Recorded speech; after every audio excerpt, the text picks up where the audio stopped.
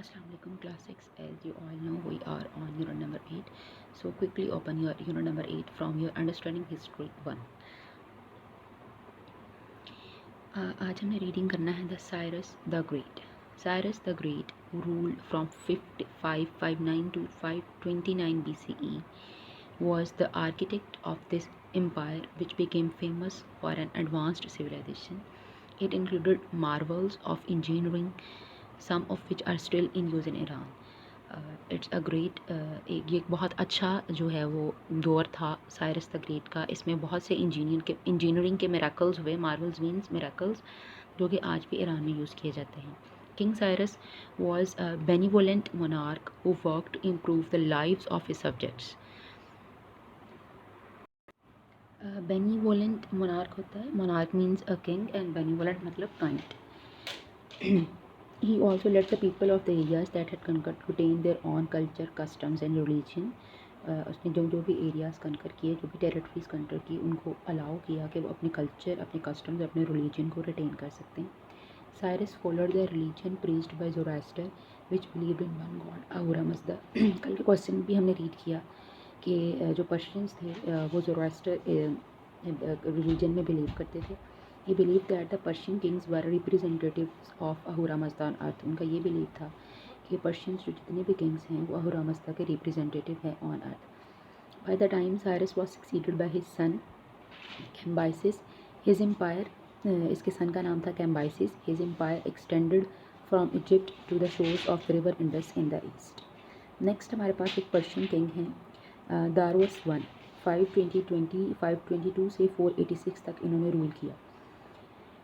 The next ruler, Darus I, 522 to 486 BCE, was the son-in-law of Cambyses. जो Cyrus का बेटा था उसका सन इन लॉ बेटा था कैम्बाइसिस. उसका जो सन इन लॉ था उसका नाम था दारुस I. He added to his empire the regions of Punjab in India and Thrace in Europe. Darus had the history of his battles, victories and succession inscribed in 3 languages in cuneiform script on a rock face in Bohistan near the city of Karamshah in western Iran. The Bohistan inscription begins with a brief autobiography. Autobiography क्या होता है? अपनी ज़िंदगी के बारे में खुद लिखना. And the ancestry of lineage of Darus I and also includes the names of 23 satrapies. Next, Darus I set up an efficient government by dividing the empire into provinces. उसने पूरी अपनी empire को प्रोविंसेस में divide किया और provinces को वो कहते थे satrapies. Each ruled by the governor called a satrap, और जो उनका गवर्नर होता था उसको सेट्रप कहते थे. To keep a check on the satrap a military officer was stationed in each satrapy to represent the great kings of king शहनशाह. Special inspectors were appointed as the eyes and ears of the king. They traveled throughout the empire and reported to the king. Darus set up proper rules of government and introduced a monetary system. A new postal system was also set up which had relay stations called chaparkhana throughout his empire. Here you have to pause the video and you have to search about the chaparkhane. तो अगर आप search करेंगे तो little bit information में आपको देती है. It's a new postal system. आप लोगों के लिए एक होम असाइनमेंट है, इसको सर्च करें एंड आप इसके बारे में आपको क्या इन्फॉर्मेशन मिलती है इसको एक पेज पे लिखें और then send to me. Next, the policies of Cyrus and the administration and progress under Darus strengthened the Persian Empire. Darus I, who died in 486 BCE, had begun a conflict with Greeks that continued intermittently for more than 150 years after his death until the Persians were conquered by Alexander the Great in 1331 BCE. Next हम एक और Persian miracle के बारे में बात करेंगे, that is the royal road. The 2500 kilometer long royal road was built by Darus I to link the satrapies to his new and more central capital Susa. The road stretched from Susa to Sardis in the west. It took only 15 days for relays of mounted couriers to reach the farthest corner of the empire by using this road. 15 days मतलब it's an older time जब wheel नहीं था, तो जो mounted couriers थे उनको at least courier अपना deliver करने के लिए या अपना जो इन्फॉर्मेशन उसको देने के लिए एटलीस्ट 15 डेज़ जो है वो लगते थे। रॉयल रोड के कुछ फीचर्स हैं। It was 2500 kilometre long, had 111 railway stations.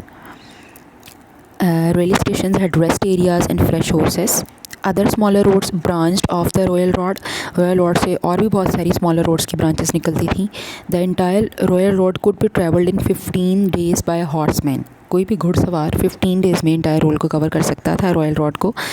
कारवान्स take about a month to cover this distance. जो कारवान्स थे मतलब बड़े बड़े लोगों के झुंड बन के जाते थे, जिसमें सामान होता था, लोगों के बड़े बड़े ग्रुप्स होते थे, वो कारवान्स होते हैं। उनका अबाउट अ मंथ लगता था इस डिस्टेंस को कवर करने के लिए.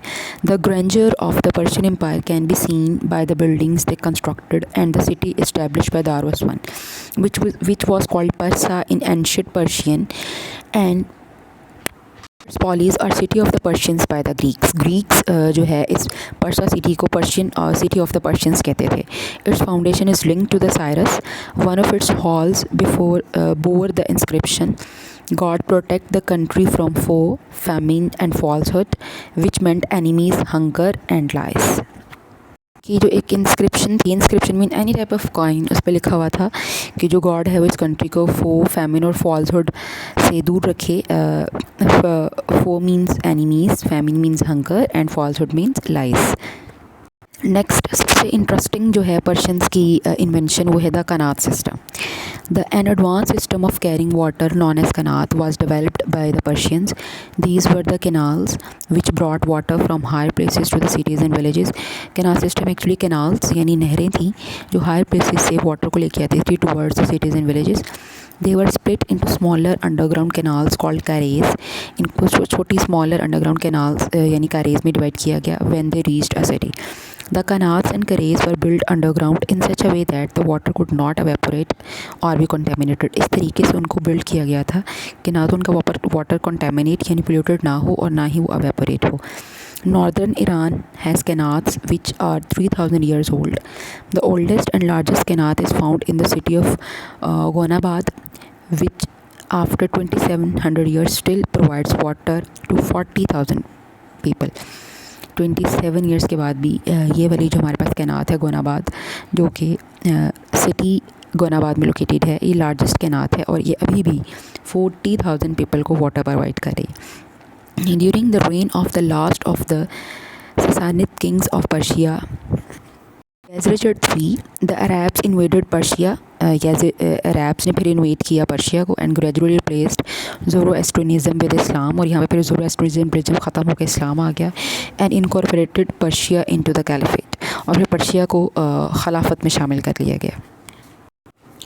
नेक्स्ट हमारे पास क्वेश्चन नंबर 3 है, what is the Cyrus the great famous for. Exercise की तरफ रीडिंग में से पढ़ ली हमने, अब एक्सरसाइज की तरफ मूव करें. Cyrus the great is famous for founding the